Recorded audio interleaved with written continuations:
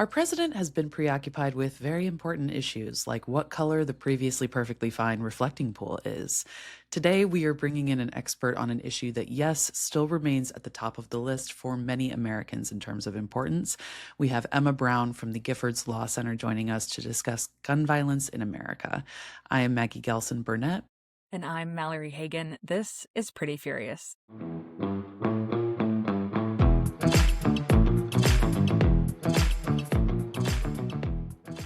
All right, Maggie, we're almost there. You're almost there.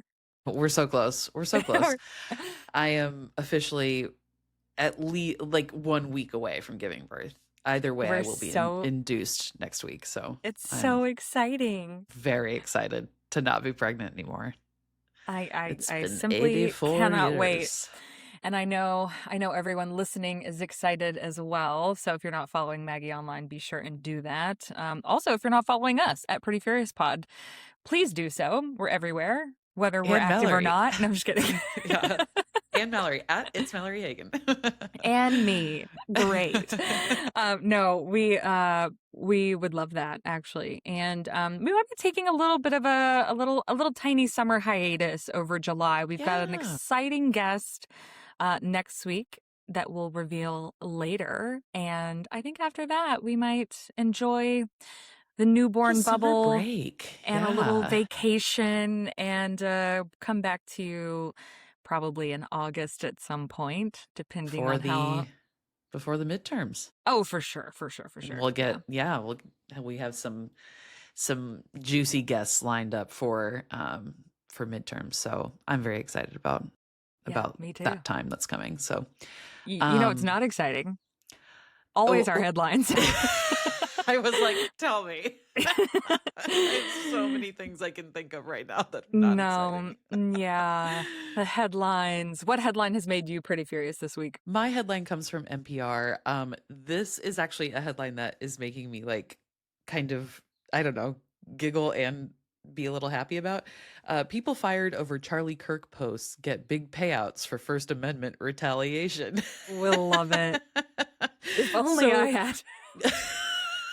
Literally, I'm like, if only I had a real job and got fired for all of my Charlie Kirk posts.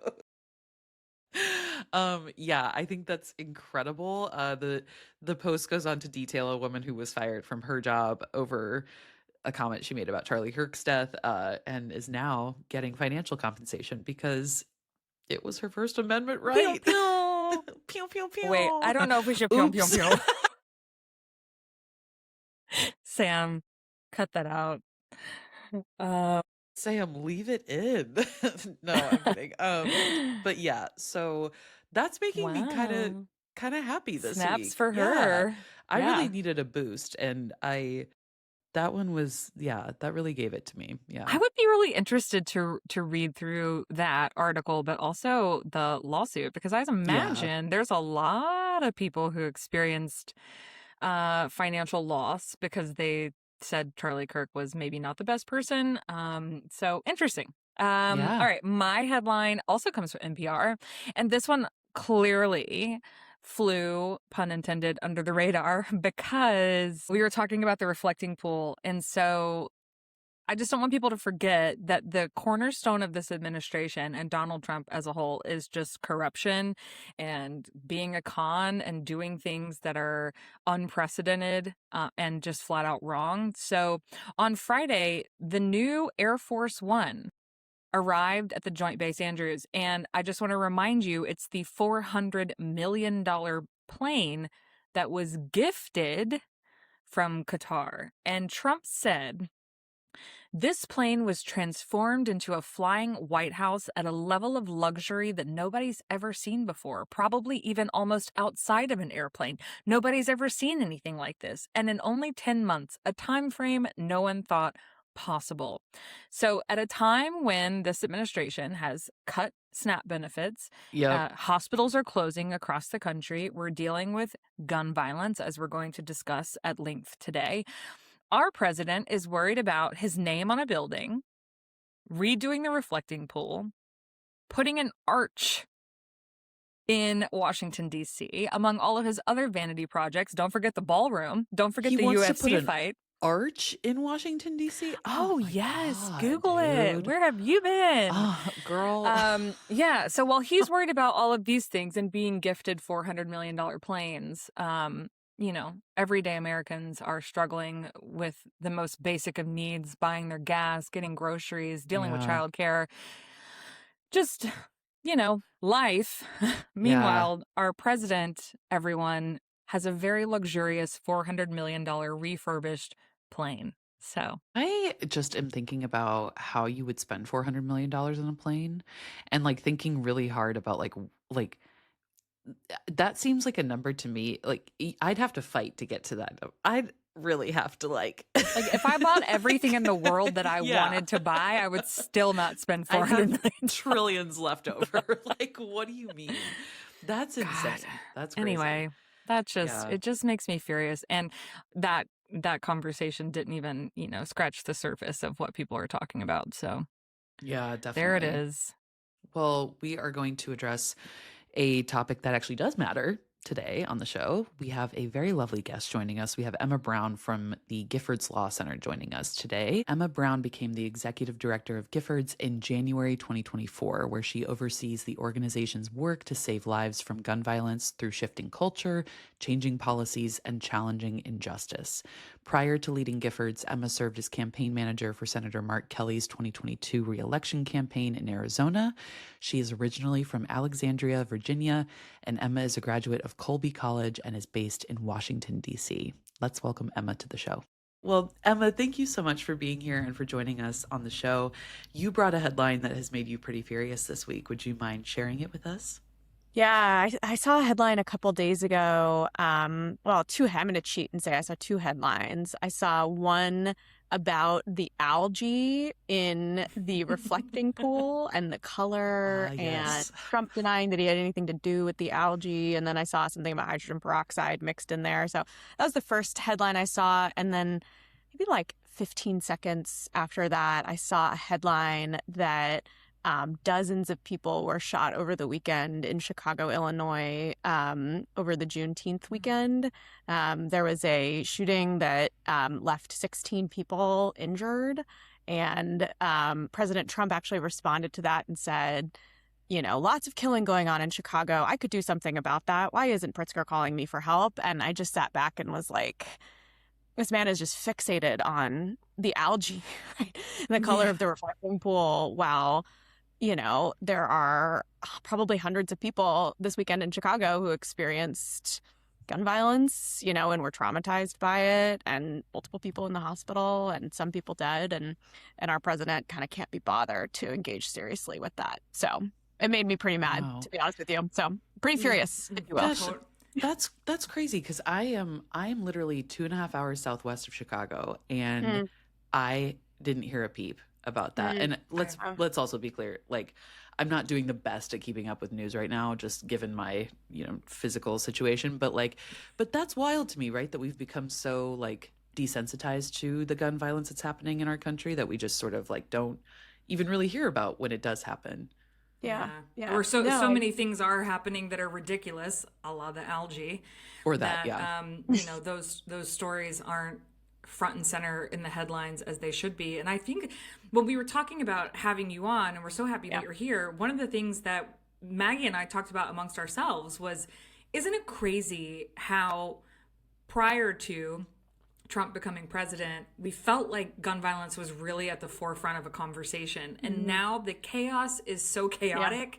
There are so many things happening on a daily basis that just keep stacking up for us, that it feels like gun violence has just become a thing that we just live with. That's just, you see a headline when it does happen and you go, another day in America. And instead of that being so front and center as it once was, it's just kind of getting buried among the planes from Qatar we were just talking about, and algae. Right. So, for many Americans, Trump's actions, or lack thereof, surrounding gun violence have really slipped under the radar. What should listeners know when it comes to Trump and the state of gun safety in the U.S.? Yeah, well, Mallory, I'm really glad that you raised that point, because the reality is that Trump has been devastating to public safety and to the state of gun violence in this country. I mean, this is a president who talks a really big game about law and order and talks a lot about solving crime and fighting crime, and on his watch, we have seen massive hits to the progress that we made under President Biden to stop gun violence. We have seen him cut $1 billion of youth mental health funding in public schools. We've seen him freeze hundreds of millions of dollars of community violence intervention funding. We've seen him make it easier for gun dealers to sell and traffic firearms to dangerous people. And, all the while, every single day, the outrage machine in the White House is pumping out something new and something distracting. And, I don't think that that's a coincidence. I don't think it's a coincidence that we haven't seen, a dozen headlines about the fact that 8 people died this weekend in Chicago from shootings, right? Like, there is a project to the distraction and to the outrage that the White House provokes. And it's to, distract people from how devastating this president has been to everything from, SNAP benefits to public safety. Yeah. It's interesting that you bring up, the mental health cuts, or the cuts to mental health funding, because something that I hear often from people who are proponents of the Second Amendment and who oppose any type of regulation to the Second Amendment, those people often say it's a mental health issue. And then here we have presumably their president, their pick for president, cutting the funding for that. Just worth noting. Sorry, I cut you off, Maggie. Yeah. No, you're fine. That's a great point. Yeah. I mean, and it makes me think about the upcoming midterms. So this year, I think specifically, like, Democrats have a very they have a chance to do something really cool this year, and take back at least control of one of the chambers. What can voters expect from their leaders if that happens? Is that something where we would see tangible progress as it relates to, gun violence and gun laws in the time frame that we would have Democrats in control? Yeah, I believe so. I mean, I think it's worth stepping back and remembering that despite how hopeless and difficult this issue can sometimes seem, and I know it does seem that way, we have actually made a lot of progress in a pretty short period of time. This organization, my organization, was founded 13 years ago by Gabby Giffords after her shooting. And in that period of time, we've been able to pass over 800 laws at the state level and the first federal change on this issue in a generation in 2022. And, that work was led by Democrats across the board, and it had the support of some moderate Republicans when public opinion and attention called for it, which I think is an important stipulation that we could certainly come back to. But, I think to answer your question, Maggie, like, if we see Democrats in charge in November, we should expect to see votes to expand background checks on all gun sales. We should expect to see a safe storage law that'll make it, a requirement for folks to just lock up their guns if they own them. We should expect to see sustained funding for community violence intervention, red flag laws, all the things that we know save lives when they're in place. And even if these bills only pass the House, right, even if we don't have the Senate, it creates enormous pressure on Republicans, and it creates a really important split screen of one team interested in stopping shootings and stopping crime and stopping violence, and then another that is really just beholden to corporate interests and their donors. And in this case, it's the gun lobby and the NRA and the industry. When you talk about public pressure, I think a lot of people, especially younger people, don't think that contacting their representatives or, showing up at the state house, they don't think that those things matter. Can you talk a little bit about what public pressure really looks like that works on some of these representatives, and how people can be agents of change in that way? Mm-hmm. Yeah, I'm so glad you asked that question. I think that our biggest challenge on this issue is really not, it's not the NRA or the gun lobby anymore. Actually, I think it's the cynicism and the sadness that comes along with gun violence in America. And, I think we should talk more about that because it is totally understandable. But what it does is keeps people from engaging because they think, my lawmaker's not going to listen to me, or, this one postcard, this one call, it doesn't matter, or, I saw a shooting last week, I'm going to see a shooting next week. There's nothing that we can do.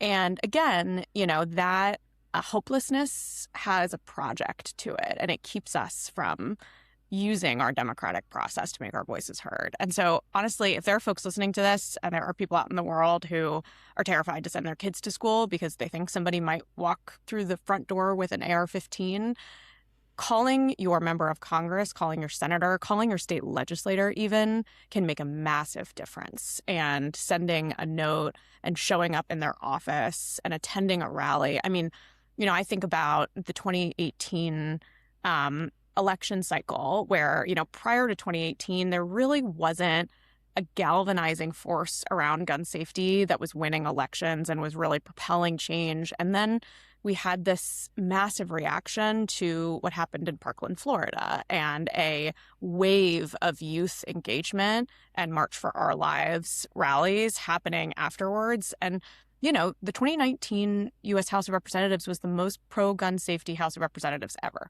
Like, Nancy Pelosi made sure that the very first vote that was taken was on universal background checks. And that was the first time that ever happened.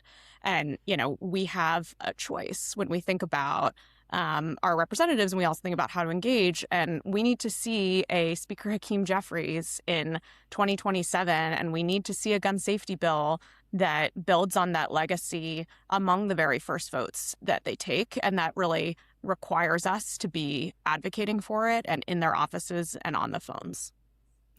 This issue of gun violence is such a uniquely American problem. Like, it is so, it really fascinates me, like how our culture just kind of like has become okay with all of this and really desensitized to it. I'm purely curious. What are your thoughts as to why that is? Like, why is it America specifically that has such an issue with guns?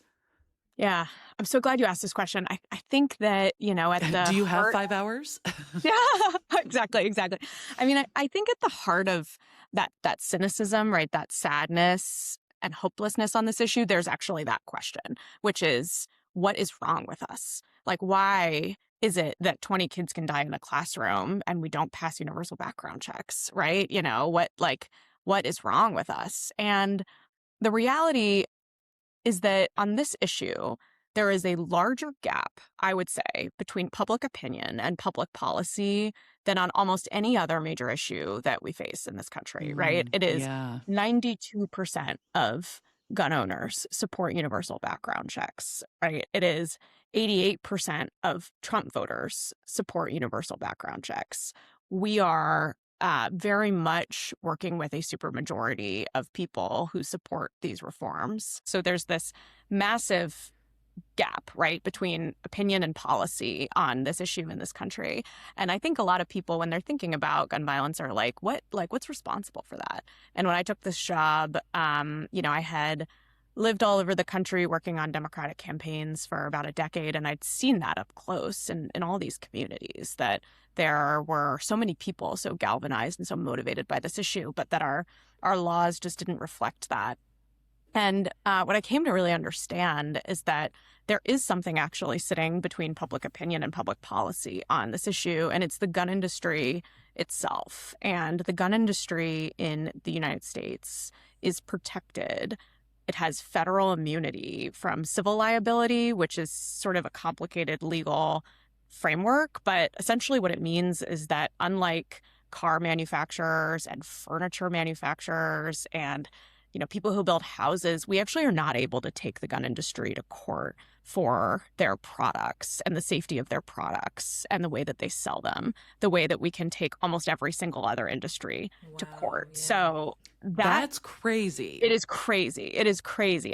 Imagine if there was a car that was spinning off of the road and killing everybody in the car routinely, but we weren't able to change the design of the car. Like, that is actually what is happening right now with gun violence and gun manufacturers in this country. And when I think about why this problem is so bad, it all comes back to 2005 when George Bush signed this federal immunity law into place, and we started seeing, gun manufacturers making more and more extreme weapons and selling them to anybody that they could, because, that is the way that the system was set up. There are no legal bumper rails.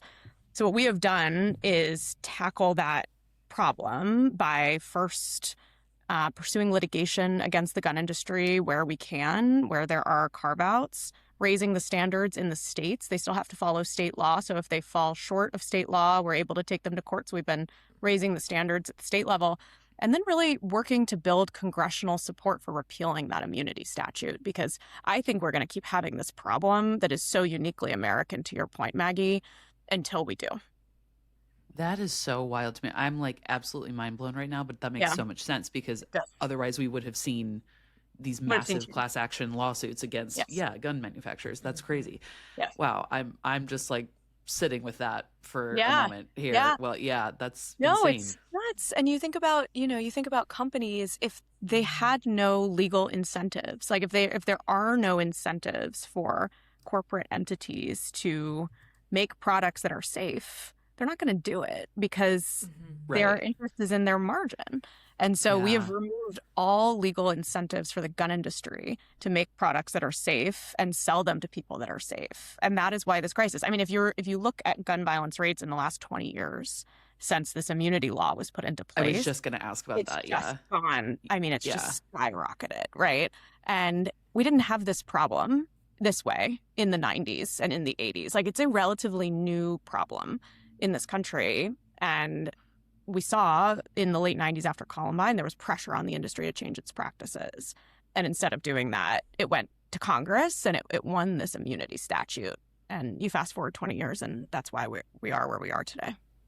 It's so crazy. Wow. I often find it so fascinating how, I live in the South. I'm in Alabama, and there's this sort of emotional connection for some people to firearms, to guns, and that's not really my point. I was actually thinking about, how someone in my family passed away, and everyone just kind of like divvied up their guns instead of there being any legal process or any, anything that would identify where those guns came from, any of that. I just find that so fascinating. But it does make me think a lot about sort of domestic violence situations. We've seen some really terrible domestic violence related shootings, from Shreveport to Iowa here recently. What is your thought in how gun violence relates to domestic violence? How do we stop that? Yeah, I mean, gun violence is very much a women's issue in this country. And I think it's important to kind of zoom out and realize that gun violence affects everybody, but it doesn't affect everybody equally. And the reality is that women are far more likely than men to be the victims of gun violence, and Black women and Latino women are far more likely than white women to be the victims of gun violence, particularly domestic violence. And Maggie, back to your point about how much worse this issue is here than in other countries, it's like American women are 21 times more likely to be shot and killed in the United States than women are in any other high-income country. Wow. 21 times more likely to be shot and killed. So a lot of that is domestic violence. And we know that if there is a gun present in a dispute, in a moment of violence, the likelihood that somebody's dying has increased fivefold, right? Like someone's 5 times more likely to die if there's a gun in place. And so, when we think about domestic violence and we think about women's health and women's safety in this country, we have to be grappling with the easy access to firearms. And, I think the good news is that there are solutions to that problem. Again, in states where we have red flag laws in place that allow, a woman, a family member, a neighbor to flag somebody who's in crisis or having a really hard time for the court. We just temporarily separate that person from their gun, which again, I think it's important to remember 90% of people support temporarily separating somebody dangerous from their firearm. In those states where we have red flag laws in place, over 20 states in this country, there are far fewer fatal domestic shootings, but in places where we don't have them and there's nothing that deals with the access issue, we really struggle. And, you brought up Shreveport. in April, there were 8 kids killed, and 2 mothers injured in Shreveport, Louisiana, because there was a man who was dangerous and in crisis, and he was able to get his friend's firearm that was unsecured the back of a car. And, that was an incident that didn't get a lot of attention, which is unfortunately often what happens when you see gun violence in lower income Black communities, and also when you see domestic violence, right? Domestic violence does not get as much attention as random acts of violence. It doesn't sit in the public consciousness in the same way. And I was just you talk about the stakes of this midterm election, Shreveport is Mike Johnson's hometown. Mike Johnson is from Shreveport. He represents part of Shreveport. And after that shooting, Gabby Giffords, our founder, reached out to Johnson and said, I'd love to meet with you. I'd love to work with you. Anything that we can do to stop this from happening in the future. 8 babies died in your town, and I'm so sorry. And he blew us off. He never took the meeting, never responded. And, Gabby flew down to the funeral to, help lay them to rest with the community, and Congressman Cleo Fields represent Shreveport, and Mike Johnson wasn't there, and he has absolutely nothing to offer this conversation about the leading cause of death for kids in Louisiana and across the country, and I think, somebody like Hakeem Jeffries would just do so much better. Yeah, absolutely. You said that it's also one of the leading causes of death for kids in Alabama. Unsecured firearms is one of the leading causes of death. And I have a hard time squaring this with a place that claims they are pro-life. They want to support candidates that are pro-life. That's a little confusing. They want to support, families. We'll leave it at that. And that was in air quotes if you're listening. And so how do you square? I mean, you hear these conversations far more often than we do. How do you have conversations with people who claim to be pro-life, claim to care about children, have passed increasingly insane legislation in the name of protecting kids, and yet we can't seem to make progress on this issue? Yeah.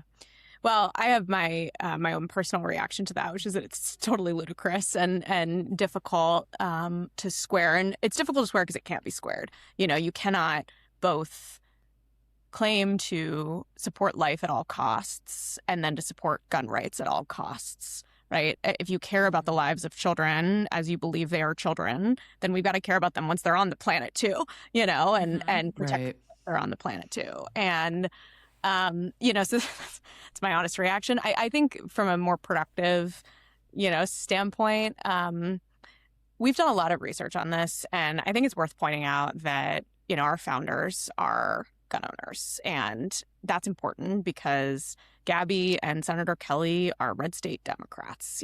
They are people from a part of the country that loves its guns. And Gabby always talks about the fact that she represented the town where the OK Corral shootout happened, right?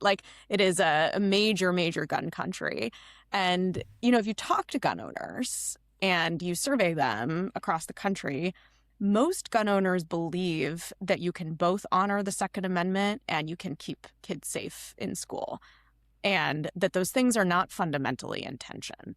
And the idea that they are contradictory is actually something that was propagated again by the gun lobby and the gun industry to drive this wedge between people in this country, mostly for a profit margin, right? And so I think, Mallory, if you're actually sitting there with somebody who's like, I am pro-life and I am pro-gun, I would say, hey, it's okay to be pro-gun, but we've got to also be pro-safety.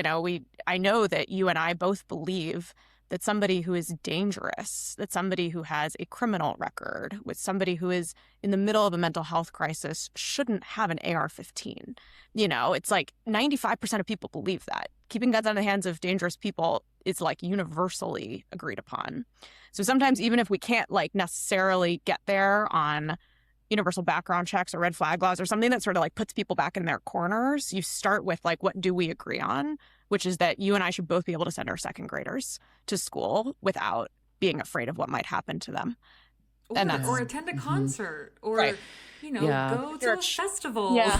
Yeah. Or Mm-hmm. church. Mhm. It's Yeah. not, I mean, we do keep saying schools, and I understand that that hits the heart of most people in the understanding of this, but Yeah. I can speak for me when I say I avoid large public spaces. Yeah. I am Absolutely. nervous in movie theaters. I am Yeah. consistently looking for the exit and Yeah. making sure our kids know where the exit is too. Yeah. And that is just such a crazy way to live in what's Mhm. supposed to be a nation that was founded on freedom, Yes. right? Yeah. And Yes. that just, it blows my mind that we're all sort of collectively living with this fear. Yeah. And I feel really fortunate to have never experienced gun violence up front and in front of me, but to know that it's so prevalent has created this sort of blanket of societal trauma, if you will, Yeah. Yeah. and how we're all moving about the world. It's just Yeah. crazy. And societal trauma too, that like we haven't all collectively gone to therapy for. So now No, we're all yeah, just you're kind of right. sitting in it and like hanging Yeah. out and Yeah. like, Yeah. not doing much about it. I remember in college, I used to, I was in college from 2013 to 2017. So sort of like in this odd time of like Mhm. a lot of campus shootings, but shockingly none at my college, which I thought Yeah. was kind of, I went to the University of Alabama. I thought that was kind of bizarre. And I remember distinctly like sitting at the very back of lecture halls closest to the exit so that I like knew exactly where I could go. And just kind of always having, to Mallory's point, that anxiety of just like, is somebody going to walk in here Mhm. with a gun and like, Mhm. just decide that this is the day that Yeah. they're coming in here. A rebuttal we've seen to that as of late, especially, is this kind of idea that teachers should be the Yes. ones who are responsible now for protecting children in We're schools. not going to pay them, Um, but we are going to arm them. not going to pay them, and we're going to give them really bad benefits, but Yeah. we Right. are going to give them a gun.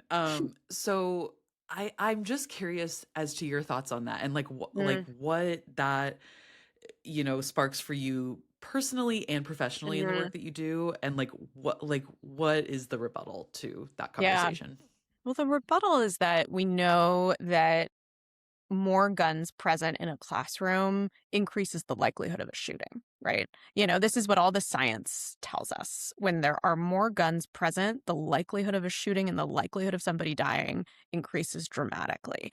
So, from a statistical standpoint, that's what I would say. From a practical standpoint, you know, I would welcome anybody who has that proposal to try being a fourth or fifth grade teacher just for a day, just for a day. Literally. Yeah, like try to sit in those shoes and then tell me that they should be doubling as an armed security guard for those kids. It is hard enough Yeah. to be a teacher in America today where you have to buy your own school supplies and you have to go through curriculum that is, by the way, under attack every day. The basic facts of our history books and, the basic groundings of what we know about how to teach kids is under attack by this administration. And then you're also trying to wrangle kids in an increasingly uncertain and online world. And then also you're supposed to have a handgun under your desk so that you can defend them from the guy coming in the door of the classroom. Like, give me a break, So Right. I think that, I think that sort of proposal is coming from a place that we understand. It is coming from a place of fear.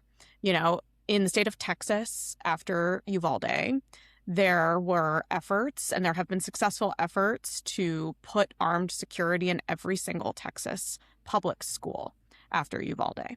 And Texas legislators undertook that because they were afraid. They had the same human reaction that we all have to what happened at Uvalde, which is fear for our kids. But what we have found is a decreased safety situation inside those schools, right? Patterns of brutality against students, armed officers and police treating 12-year-olds having conflict in the cafeteria as if they are like hardened criminals. So it has decreased safety for kids in school in Texas, and it has stopped not a single school shooting in that period of time. So, I would point them towards the modern day examples.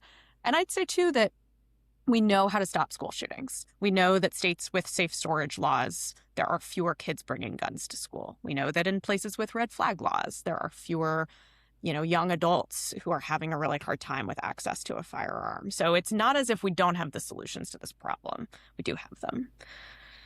So I think that's important. Yeah. I also just find it interesting. I mean, so many people have proposed not just background checks, but having to go through some sort of licensing to own a firearm, go through some sort of course. I think back to, in order to drive a boat in Alabama, I had to have a 6-week boating course. And I did go through that. But I think about that in relation to teachers or any profession, really. Like, if the idea is to put a gun in a teacher's hand, then we would want those teachers to be trained. And so what you're telling me is that you believe that people who have a firearm should be trained to use the firearm. And why we can't bridge that gap, I'll never understand. But also, we don't want to fund schools. We don't want to pay teachers more. That's right. We're willing to buy a gun for every classroom and put them through a process of training. I'm like, we're so close. I know. We're so close. Yeah.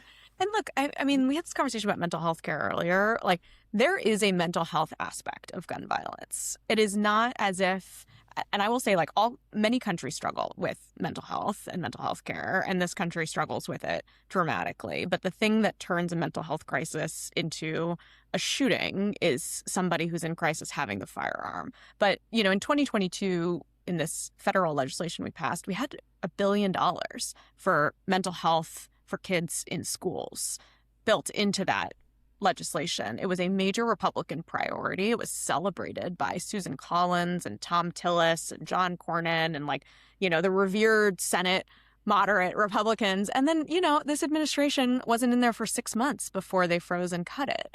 And, the point we were talking about earlier, like, if you want to tackle gun violence and you believe that mental health in schools is a big part of it, why would you be freezing this funding? Why would you be taking away, the basic strategies that we have in these schools to interrupt these cycles of violence? So, I think that at the end of the day, people, when they struggle to understand why this problem is so bad and why our legislators are so inept, it's because somebody's paying them, and I think that's the answer. And it's the answer to every time we get down one of these rabbit holes of infuriating public policy, you find out that somebody is paying them.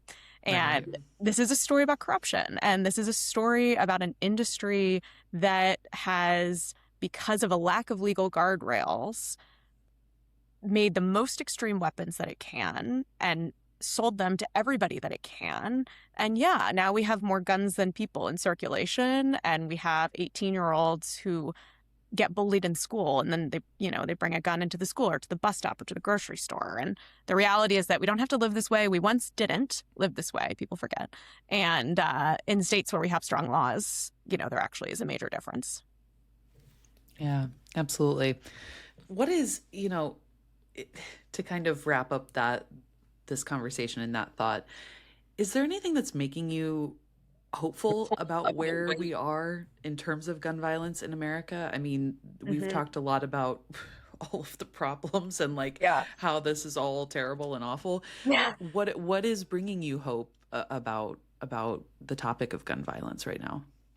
Yeah, in the year 2025, we were able to pass almost 80 laws at the state level in 33 states across the country. And Mallory, that included Alabama, passed the first gun law Alabama has passed in a really long time. It's a machine gun conversion device ban.